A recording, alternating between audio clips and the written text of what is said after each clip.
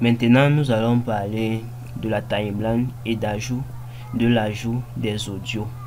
Comment est-ce que vous pouvez ajouter les audios? Une fois que vous avez déjà vos audios dans vos fichiers importés ou dans le groupe audio, là vous pouvez faire un clic gauche, vous maintenez, vous glissez tout simplement sur la piste audio.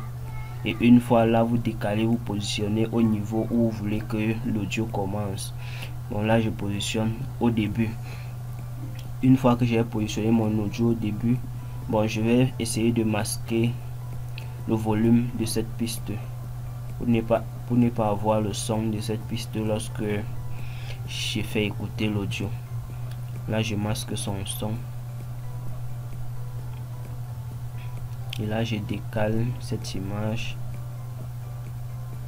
Là je mets play.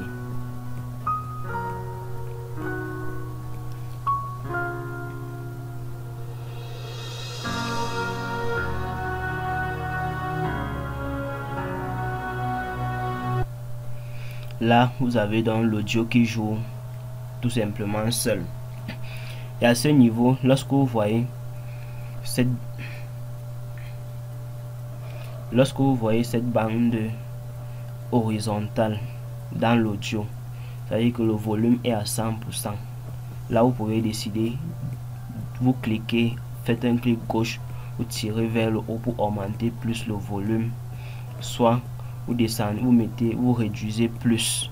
Si par exemple vous êtes en train de faire un montage avec une voix off et que vous voulez que la voix puisse s'écouter mais avec un générique en fond, vous ne pouvez pas laisser le volume du générique à 100% comme pour la voix, sinon on risque de ne pas écouter ce que la voix dit dans la vidéo.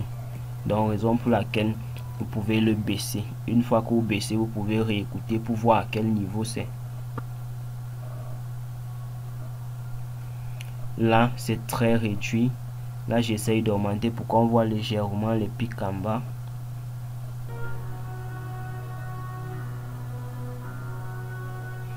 Là vous voyez que là ça a baissé considérablement le volume de l'audio. Vous pouvez gérer, augmenter ou réduire. Si nous augmentons,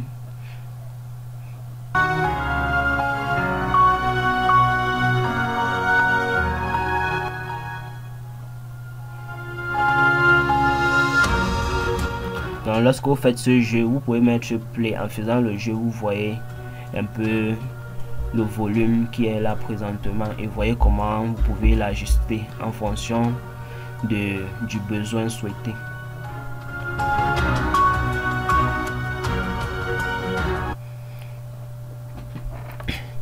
Bon, une fois que vous avez mis l'audio, vous pouvez également ajouter une autre audio en cliquant et en glissant également. Soit vous pouvez mettre directement à la suite de l'autre, ou soit vous pouvez directement décaler sur la piste qui suit. Et si vous décalez sur la piste qui suit et que vous essayez de lancer au début, les deux doivent jouer au même moment.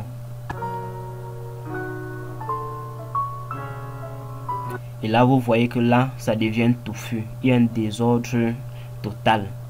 Donc là, soit vous pouvez masquer le son d'une piste et laisser une piste jouer, ou soit vous faites juste un décalage de l'un, vous mettez à la suite de l'autre, tout simplement.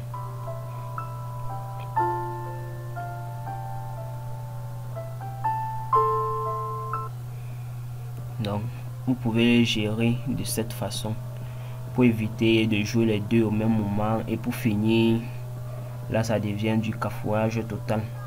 Et maintenant, si vous voulez réduire ou couper un son, vous pouvez, une fois que vous sélectionnez le son, vous venez sur les bordures de gauche, vous venez sur les bordures de côté. Une fois que le curseur s'affiche de cette façon, vous faites un clic gauche.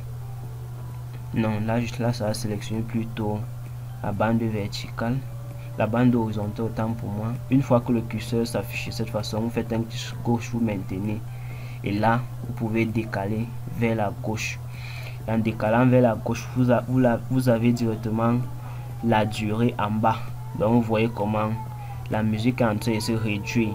Et si je laisse par exemple à 30 secondes, Ça ne veut pas dire que ça va accélérer la musique, mais là ça a plutôt supprimé toute la partie qui restait.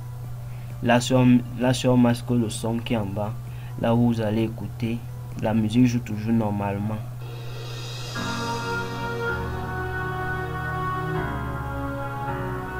Là il n'y a aucune accélération, et si vous voulez revenir, vous pouvez tout simplement étirer une fois de plus.